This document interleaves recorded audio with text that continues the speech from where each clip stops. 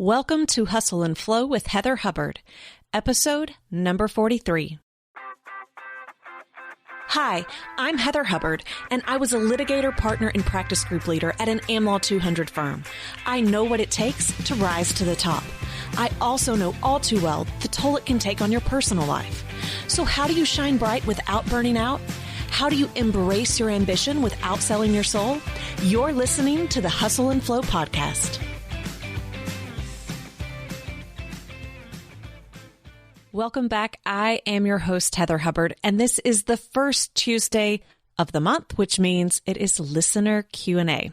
Before we get into that, I wanted to briefly remind you that there are still some spots left for the 2018 Life and Law Plan Workshop. It is all online, so you do not have to travel. It is a full-day workshop where I will be helping you map out your plan for your life and legal career for 2018 so that you can make sure you are getting everything mapped out and ready on the front end and really can just hit the ground running in 2018. So if you'd like to join me for that, you can get all of the details and sign up at heatherjoyhubbard.com/2018 plan. And we'll put that in the show notes as well. Okay, so let's get started with today's question. Today's question comes from Claudia, and Claudia was actually in one of my Career Clarity beta programs. So if you don't know, I had two different beta programs, one in July, one in September. Claudia was in the one in July, and it was a 4-week program where we went through, should you stay at your current job? Should you move to another job? It was really just based upon your strengths, your desires, your preferences. And at the end of that, you kind of come up with a little mini plan. So Claudia recently reached out to me to give me an update. And she said that after going through the program, she decided that it was definitely time to make a move. And in that program, we have what's called a 1-page career guide, and it's really intended to help you stay focused on what you want. And she said, I've been applying for jobs and I'm not getting phone calls back, and I just feel like I'm doing something wrong. Can you help me? So I asked her permission if we could do it for this month's Listener Q&A because I know people can relate to this. And I also asked her to give just a little bit more background and flavor so that you can get an idea of what the situation looks like. So Claudia said between, I think, mid-August and mid-November, that's when she's been doing her job search, and she's applied for about 20 to 25 jobs. And she did get an interview with a legal recruiter. She's had a few different people say that they're not in a position to hire her at this time, but otherwise, she's not really receiving any feedback, yes or no. And she's also reaching out to people in the organizations to just give them a heads up that she has submitted her resume, and she's just not getting a ton of traction. And so she's feeling as though she's doing something wrong, and she's getting really discouraged, and she's just looking for some feedback. So Claudia, we are going to break this down. I'm going to give you a ton of feedback, and I'm going to share with you a story that I've never shared with anyone else before. I actually thought about, should I share this story? Is it appropriate? And I thought, you know what? It's all appropriate. We all need to be learning from each other. So I'm definitely going to share that with you. So here's the thing. In the same way that there is no overnight success, very rarely does someone just change jobs. Now, I get that we tend to only see the result. So when someone changes jobs, you're like, oh, wow, how did they find something so quickly? But you have no idea how long they've actually been looking for a job. And they're probably not being forthright if it took them a long time. They may only share the process of that specific, application process. The other time when, people might make a move pretty quickly is when someone reaches out to them. So a job, like a company or a recruiter might reach out to them where they weren't even looking for a job to begin with, okay? If you're looking for a job, you cannot compare yourself to those that just get those inquiries. There are a million different reasons, why that happens or how that comes about. Do not play the comparison game, okay? So just know that even though it may seem as though people just move from job to job and it's, so easy, you're not seeing what's going on behind the scenes. It's kind of like the concept of an iceberg. You can only see what's on top of the water. Icebergs are actually much, much bigger if you look under the surface. If you see what's going on under the water, you're like, whoa, that's kind of how a job search is. You're only seeing the tip of the iceberg for other people. You're not seeing what all is going on underneath. So I thought before I give you my practical advice, I want to share with you a bit of my story. So when I tell the story that I was in law school and I went to a boutique law firm and then I lateraled over to an AmLaw 200 firm, what I don't tell you is the iceberg underneath, right? So let's pull back the curtains a little bit, and I just want to share with you my story of when I changed jobs. And I really only changed jobs once when I was a lawyer, so it's the one and only one I have to tell you. Okay. So I was working in this boutique law firm, and it was demanding. There were always positives and negatives, I think, to every job, but it was really emotionally demanding for me.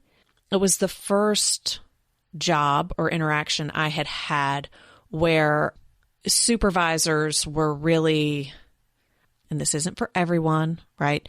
I'm not calling people out, but this is definitely the culture of the legal industry, so this is nothing new.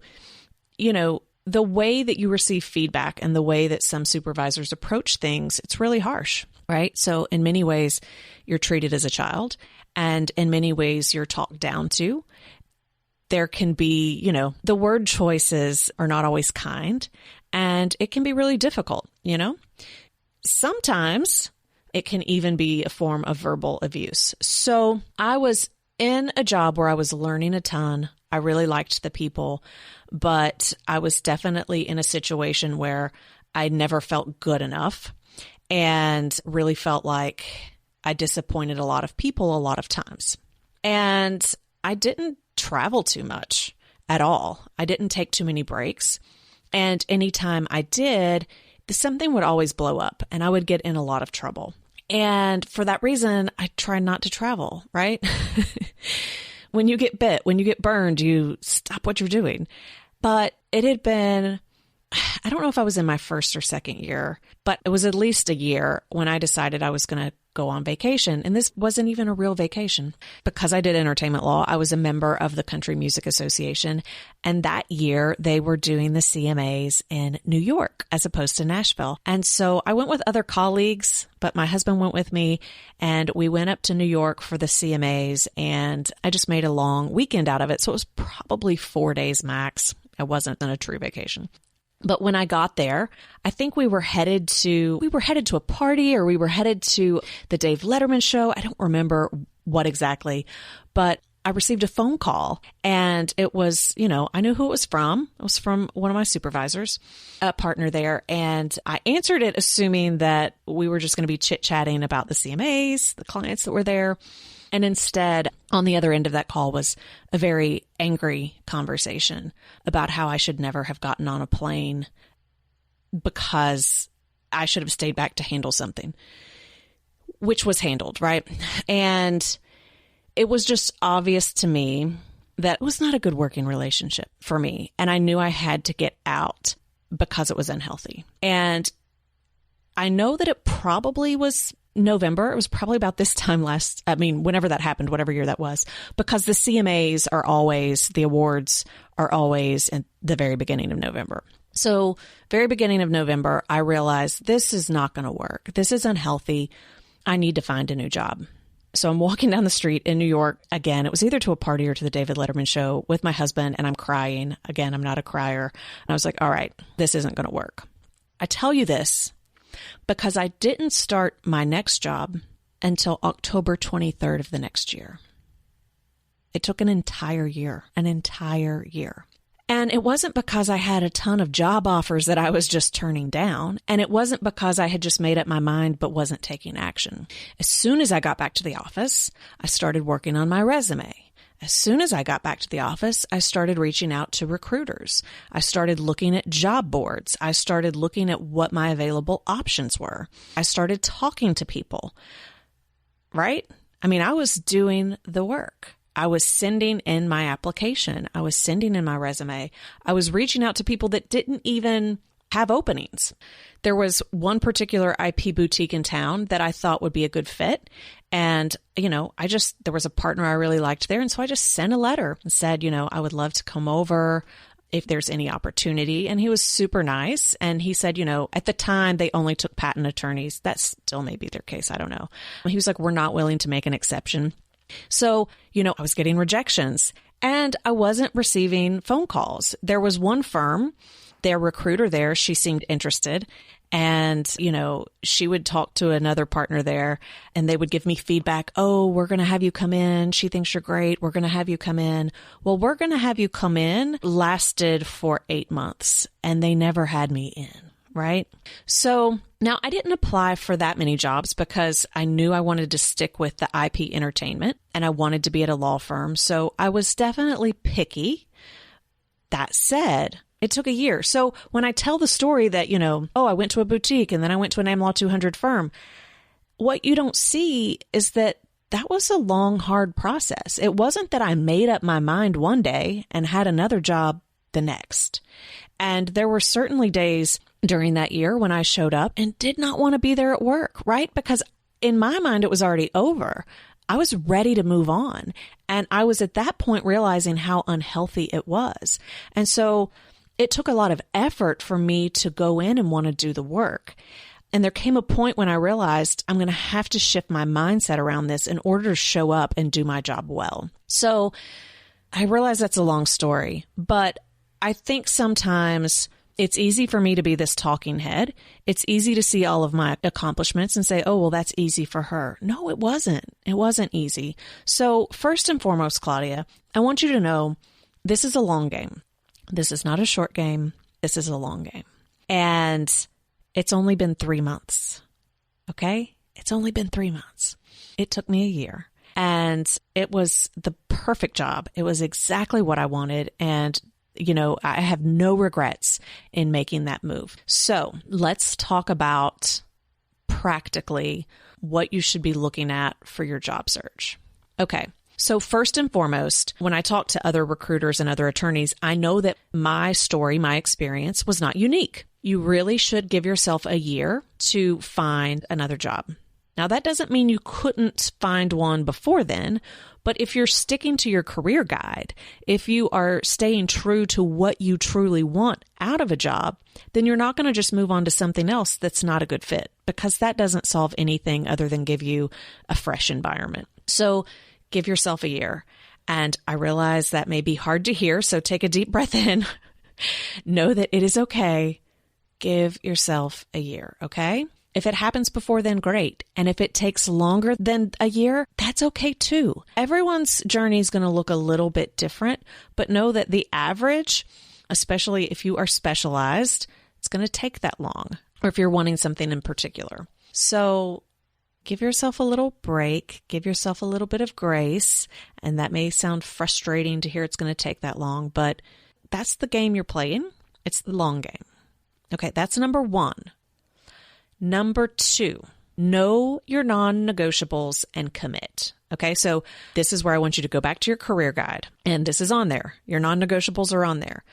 It could be that there are 20 to 25 jobs that 100% fit within your career guide. I would actually be shocked, though, if that's true. And the more desperate you feel, and when you reached out, I know you even said you were feeling desperate, the more likely you are to bend your rules. The more likely you are to say, well, that doesn't matter that much. Or if I can have this, then it doesn't matter if I have that. You're not going to be happy. And we want to make sure that your next job move is one that provides you as much satisfaction as possible so that you're not immediately looking to make another job move. Because as you know right now, it can be stressful and it makes it hard to show up to work, and you just don't need that. So we want to make a good decision on the front end. So stick with your career guide. Make sure you are focusing on those non-negotiables, and do not apply for jobs that are not a perfect fit. I would encourage you to start reaching out before you apply to find out who are the supervisors? What does that team look like? What does that group look like? Because even if it looks okay on paper, my guess is you'll learn that it's not ideal culturally. Not all of them, right? So I think 20 to 25 is actually a lot. Know your non-negotiables and commit 100%, and maybe have someone to be your backup, whether it is a spouse or a friend or a colleague. Let them be your backstop so that, if you have something you want to apply for, let them look at it, let them look at your career guide, and then let them give you a neutral opinion so that you're not making decisions out of desperation. Okay, number 3, mindset matters. Mindset is so important. You tend to see and get what you focus on. So if what you're focusing on right now is just applying for jobs, even though you think they would be a decent fit, and you're not getting calls, you're not getting responses, and that's what you're focusing on, right? Then that's what you're going to get more of. You're going to get even more of that because you're so focused on it. And, I think I've probably talked about it in a podcast before. If not, I know I've taught it in some of my classes. There's this concept that when you go to buy a new car, no one's driving it. You're like, I love this car. I wonder why no one drives it on the road. And as soon as you commit to that's the car you want, or you buy it, it's like every other car. It's like, where did all these cars come from? Okay. That's because we've talked about this before, the neural pathways, the way they work, they're trying to create shortcuts for you. And so they only try to give you information that reflects what they think you want to receive and see. And the way that they give you that information is based on what you focus on. So when you're not focused on that car, you're not going to see that car, because that's just extra information that you don't need, right? So your brain just blocks that out. As soon as you start focusing on it, though, your brain suddenly has received the message, oh, this is what I want to see. So then it brings it into your view, okay? It doesn't mean that they weren't there before. Your brain just wasn't really showing it to you. So if all of your focus right now is on, no one is calling me back, I'm just going to keep submitting resumes, and you're starting to feel desperate, your brain is going to start showing you more and more and more of that, because it can't really discern, what's a positive feeling or a negative feeling. It's just whatever you're focusing on. That's where it starts to create shortcuts, because it thinks that you want to see more of that. So it's more important to focus on the positive and to focus on what you truly want. So focus more on that career guide than the many different job boards that are out there. Focus more on having, a resume or a profile or an application that is really top notch and related to a specific job than just cranking things out in, a routine fashion. And you may even want to use a mantra. Right? So a mantra is like an affirmation. They're the same thing. These are just words that keep you focused. So yours could be, I know the perfect job is coming to me. I know the perfect job is coming to me. I can afford to wait. I can afford to be patient because I know the perfect job is coming to me. Now, you do have to believe it. A lot of people hate affirmations because they're like, I can say it all day long, but it doesn't make it true. Well, no, but partly because you've got to believe it. So if that feels completely false to you, you're not going to be able to convince yourself otherwise. But if it feels accurate to you and you can hold on to that piece, it will help your brain bring in more of that. Okay. So you're going to stay positive. This is kind of sports psychology too, right? Mindset matters. Stay in a good frame of mind. That way, when times get tough, you can stay clear and have a good perspective as opposed to freaking out and making a bad decision. Okay, number 4, be selective. So again, I think 20 to 25 applications, that's probably too much. Not only are you looking at the job description, again, you want to talk to people. And if you're talking to 20 to 25 people, just know that they are humans and they do talk, even if it's recruiters or HR. So one of the mistakes I see people make, they will apply for the same job for let's say you're going to apply for 10, 15 different jobs. And I know this isn't what you're doing, but if let's say it's all in-house and they're different companies, right? So you're just thinking these are different companies. But a lot of times those companies are engaging recruiters. And often if they're seeing your resume and you're not sending it to the recruiter, so you think you're applying for one job, but if the recruiter sees that you've applied for 10, 15 different jobs at 10 or 15 different companies and you claim to have different expertise with each and your resume looks different with each, they see that they think you are desperate for a job. And as soon as they think you're desperate for a job, they don't see the value that you bring because they're like, well, why are they so desperate? This is just human nature, okay? So just know that the more you're putting yourself out there, I promise you, people will start to be this sense that you're having a hard time finding a job and that you'll take anything, okay? And that makes you less desirable. So if let's say it's a governmental agency, even though there are a ton of different agencies and a ton of different departments, they still talk. Or even if it's a huge legal department, if there's a single HR person that sees it coming in over and over again, or someone's at lunch and they're like, oh, so-and-so, Claudia said she's interested in coming here. And they're like, oh, well, Claudia said she's interested in coming here too. You would think, oh, well, that's great. I'm getting my name out. People will think of me. But again, human nature, it's just supply and demand. If you're applying for that many things, they think you're not serious about their agency or their department. So be selective. One, because it's going to keep you true to what you truly want. Two, it's going to avoid either a recruiter, an HR director, or someone else realizing that you're applying for a ton of jobs at the same time. And three, this goes back to mindset. You want to avoid massive rejection, right?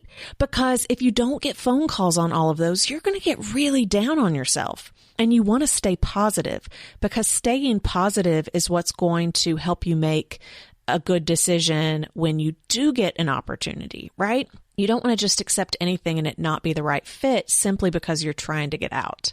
So be selective. All right. Number 5, limit the time you spend on looking for a new job, but keep taking action. So here's what I mean by that. Go ahead and choose maybe it's an hour a week. You know how much time you need to be spending.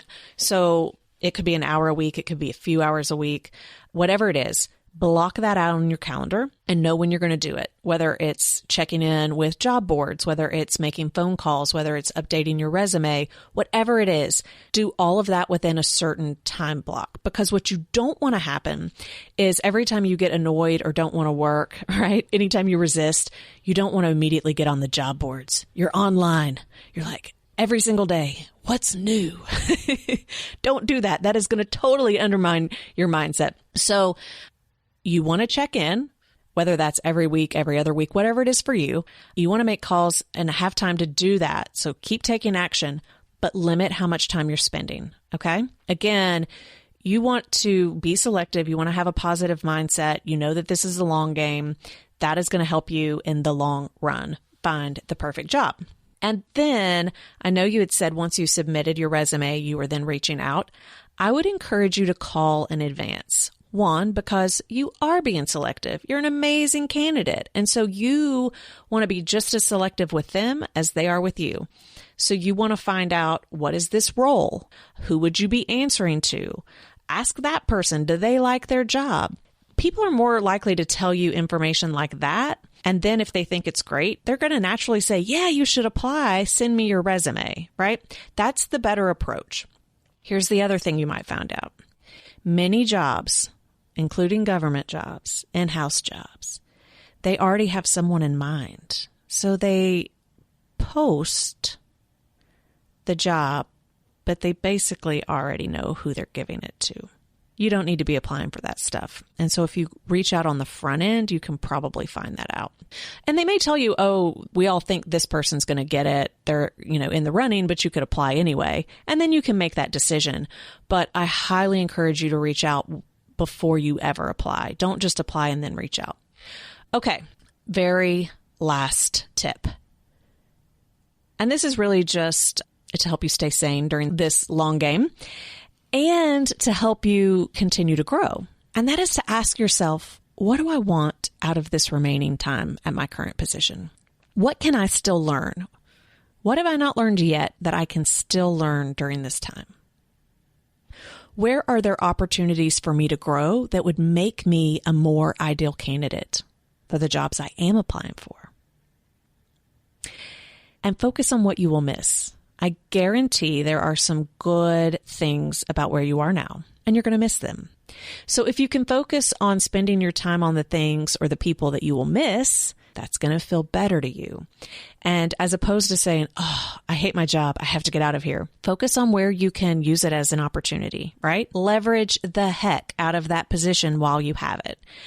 So whatever that means, whether it's taking on new opportunities or learning more about a certain aspect of the business or, being more, forward facing, whatever it is for you, if it's going to help your resume, if it's going to help you get certain experience, use your current position as a way to leverage that. And so then it becomes more of a, even though I know I'm leaving, even though I know that this is going to be over, I'm going to make the best use of this time possible.